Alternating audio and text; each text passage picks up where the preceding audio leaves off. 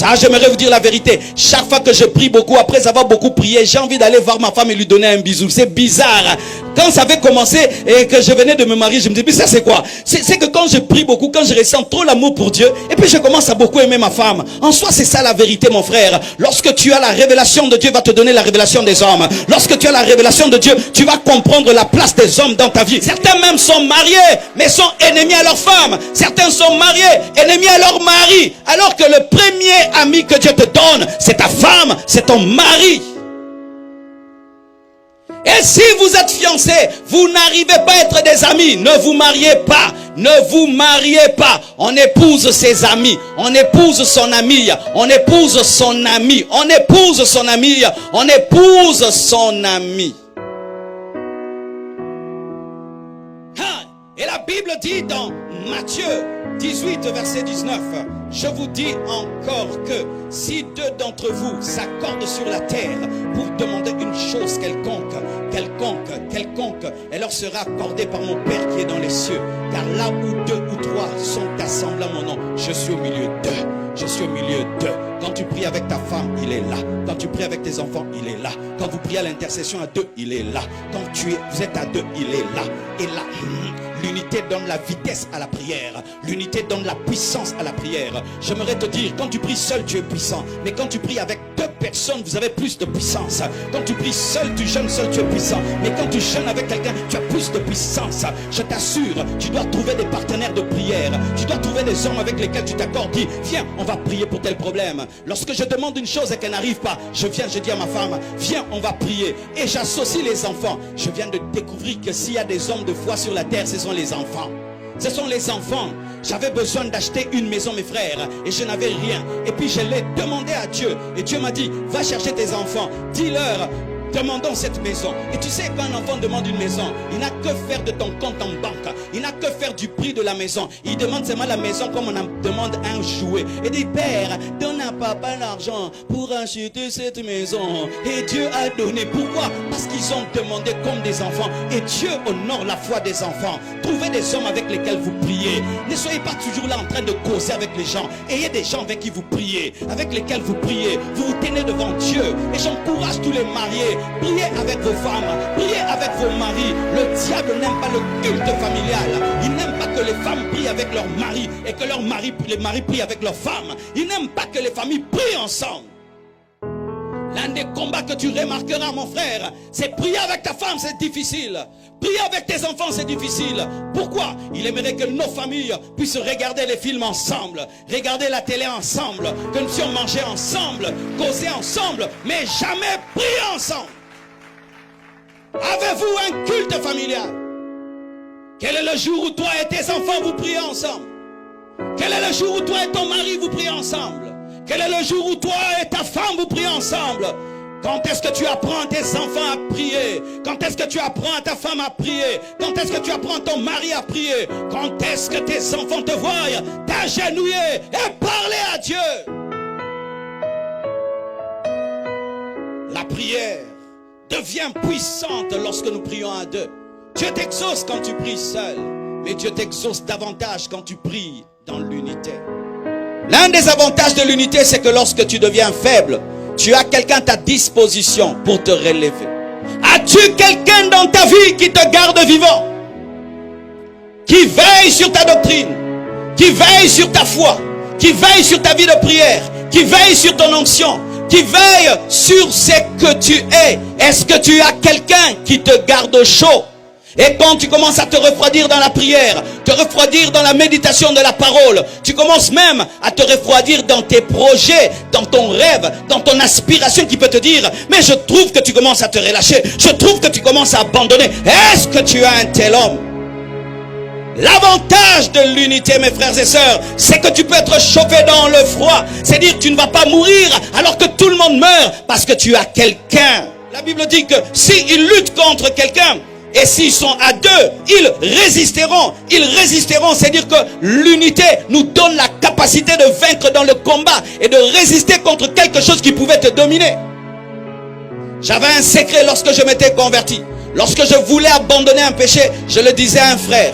Et je lui disais, Dieu m'a dit que ça c'est mal. Alors je te le dis. Et je te promets, chaque fois que je commettrai ce péché, je viendrai te le dire. Ainsi ce frère m'aidait à vaincre le péché. Est-ce que tu as quelqu'un qui t'aide à vaincre le mal, à vaincre le diable, à vaincre les démons, qui veille sur toi et qui entre dans tes combats spirituels?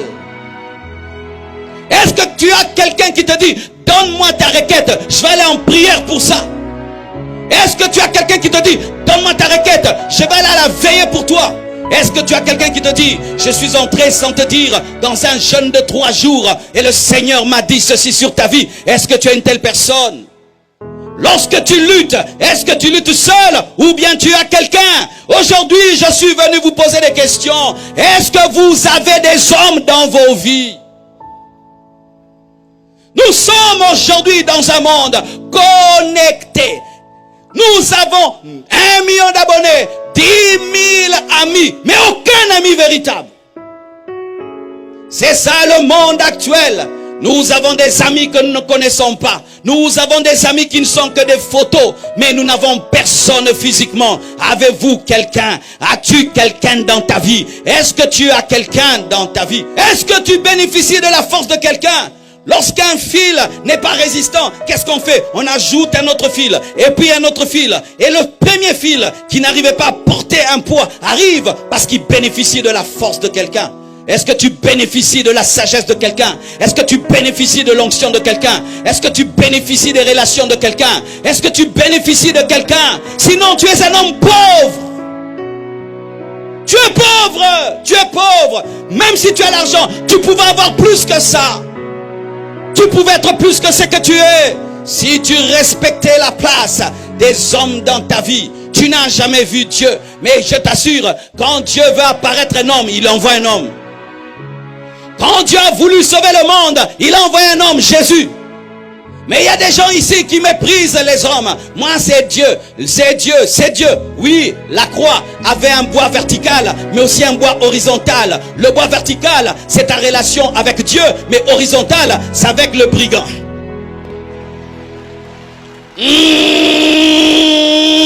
Jésus n'a pas boudé les brigands. Il a même causé aux brigands. Il a même fixé un rendez-vous dans la maison de son papa. Mais toi, tu boudes les hommes. Toi, c'est seulement vertical. Je vais à Mangengengue. Je viens de la montagne. Je monte à la montagne. Je viens de la montagne à la montagne. Frère, après la montagne, salue les gens. Salue les gens. Est-ce que tu t'es fait des relations dans cette conférence? Ah oui, c'est une occasion. Certains, c'est aujourd'hui que tu vas trouver la femme de sa vie. Elle va s'appeler Équilibre. Et vous aurez des bébés. Équilibre.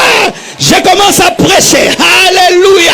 Mon frère, tu ne connais pas tout. Il y a quelqu'un qui connaît ce que tu ne connais pas. Et si même tu es un spécialiste en mathématiques, tu ne connais pas le français. Et si tu es spécialiste en français, tu ne connais pas la comptabilité. Et si tu es spécialiste en comptabilité, tu ne connais pas la natation. Et si tu es spécialiste en natation, tu ne connais pas la chirurgie. Même le chirurgien a besoin d'un autre chirurgien pour l'opérer. Donne-moi un amen. Même le chirurgien a besoin d'un autre chirurgien pour l'opérer. Et même un avocat a besoin d'un autre avocat pour défendre sa cause. Alléluia. Même si tu es avocat, tu auras besoin d'un avocat. Nous avons toujours besoin de quelqu'un. Même le président a besoin d'un chauffeur. Même le président a besoin d'un cireur. Même le président a besoin d'un coiffeur. Nous avons toujours besoin de quelqu'un. Vous qui dites je m'en fous de tout le monde, vous êtes des pécheurs. C'est un péché. Le péché, ce n'est pas seulement l'impudicité, l'orgueil ou l'adultère. C'est aussi dire je m'en fous des hommes. Quand tu dis je m'en fous des hommes, tu te fous de l'image de Dieu.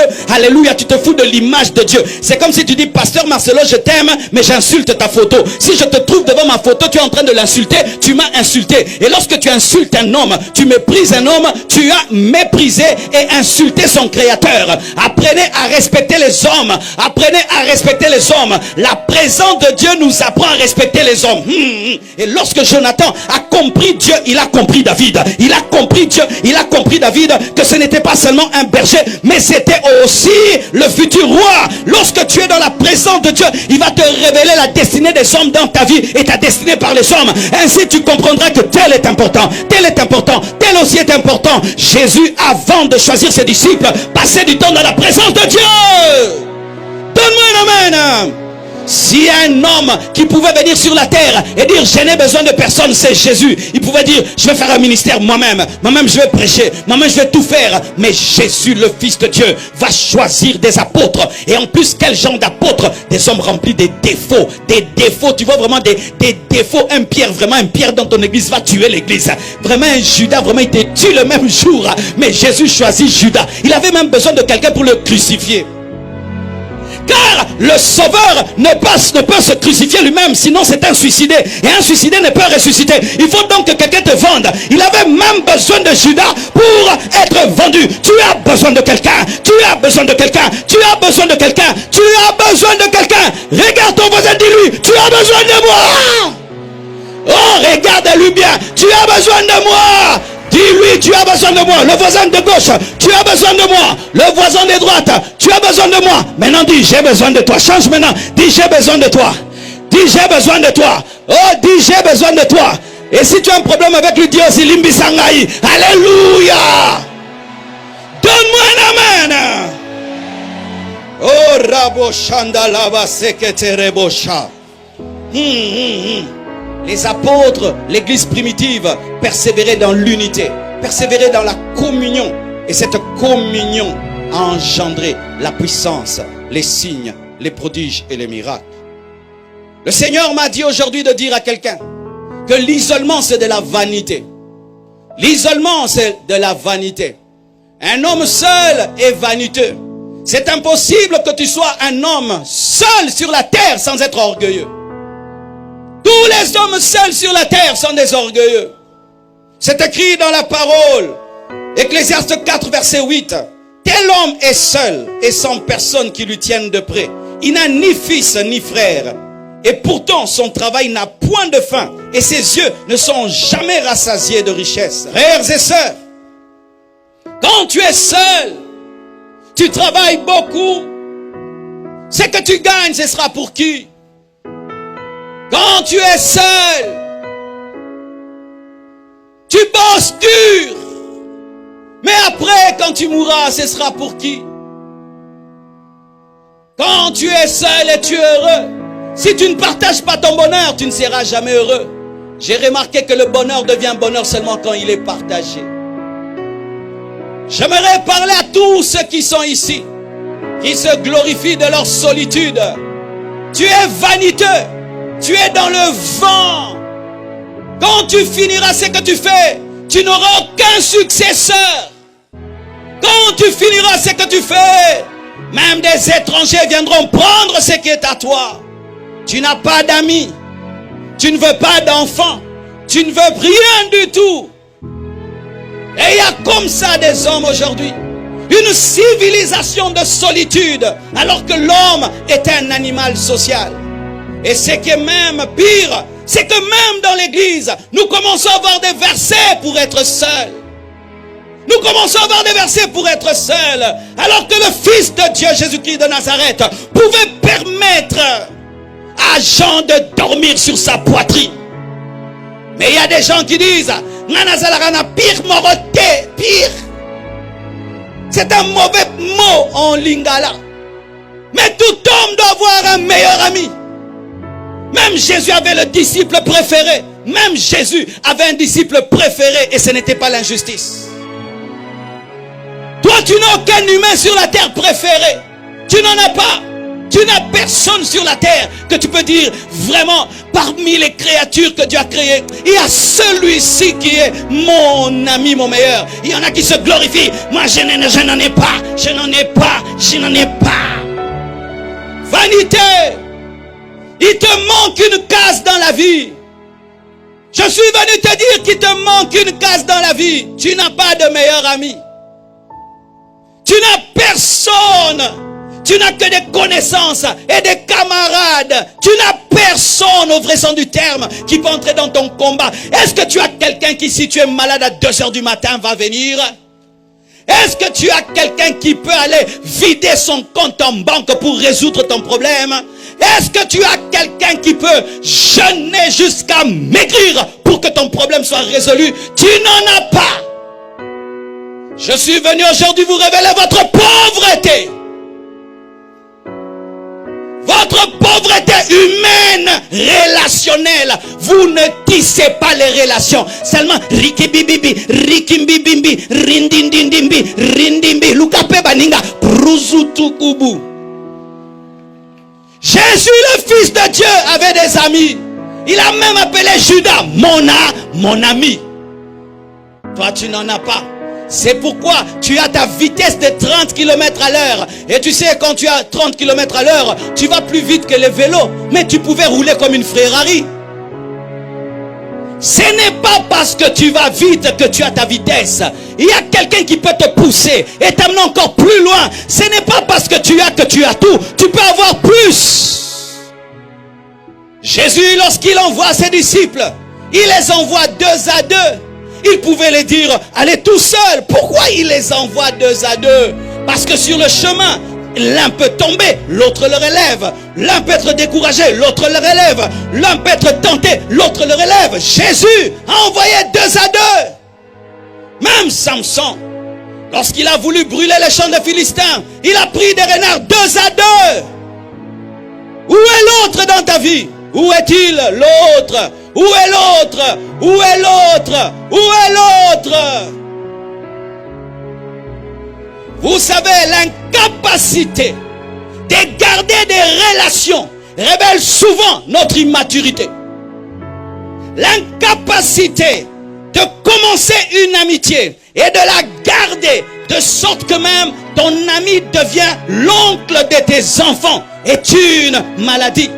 Nos pères ont réussi cela. J'aimerais qu'on acclame nos pères.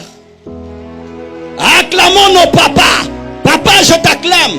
Pourquoi? Parce que moi, quand j'étais enfant, je pensais que certaines personnes, c'était des oncles, c'était des petits frères de papa ou des grands frères. En grandissant, je me suis rendu compte qu'ils n'étaient pas des membres de la famille. Mais quelle profondeur dans la relation. Ils peuvent venir payer même vos frais académiques. Avez-vous de tels hommes? Chers chrétiens, la présence de Dieu amène l'équilibre. Amène l'équilibre. Vous êtes en train d'échouer dans la vie, en train seulement de jeûner, de prier, négligeant la place des humains dans vos vies. Quelqu'un pouvait déjà te donner le travail si tu pouvais saluer les gens. Après avoir prié, saluer, est-ce que jeûner empêche de dire bonsoir? Est-ce que jeûner empêche de dire tu es intelligent? Est-ce que jeûner empêche de dire frère comment tu t'appelles? Jeûner n'empêche pas cela. Aujourd'hui nous avons des chrétiens qui ne regardent qu'au ciel alors que Dieu a tout jeté dans un homme. Le voisin que tu as là, il peut être ton patron et te payer $1000 par mois. Et puis ça change ta vie et tu viens ici. Oh Dieu m'a béni, Dieu m'a béni. Mais précise comment il t'a béni. C'est PDG Kabamba qui t'a engagé. PDG Kabamba. Vous ne saluez même pas les gens. Vous ne saluez même pas les gens. Vous savez, pendant que je préparais cette action, j'avais besoin d'argent.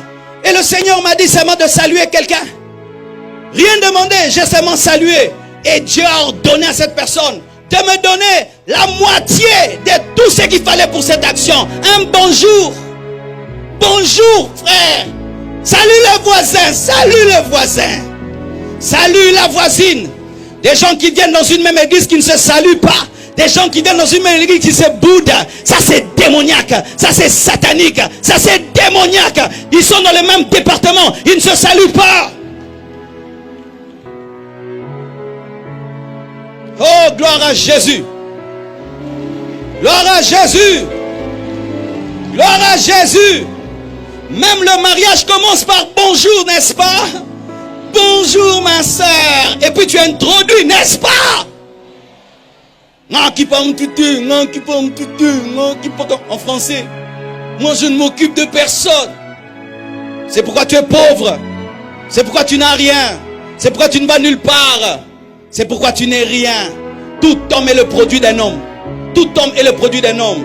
Cet habit c'est un homme qui l'a cosy. Ce micro c'est un homme qui l'a fait. Cette montre c'est un homme. Ça c'est un homme. Ça c'est un homme. Je suis entouré de l'homme. Et puis je dis, moi je m'occupe pas des hommes. Même la maison dans laquelle tu habites, c'est un homme qui l'a construite. Même la voiture que tu conduis, c'est un homme. Mais moi, je ne m'occupe pas des hommes. Vis maintenant comme un Superman.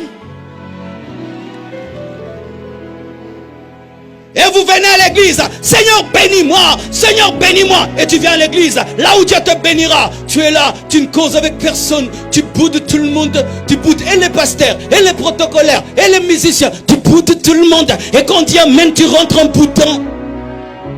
Quand tu boudes tout le monde, tu boudes ta destinée. Tu boudes ta destinée. Tu boudes ta destinée. Tu boudes ta destinée. Sois humble, sois humble, sois humble, sois humble, sois humble, sois humble. Respecte les hommes.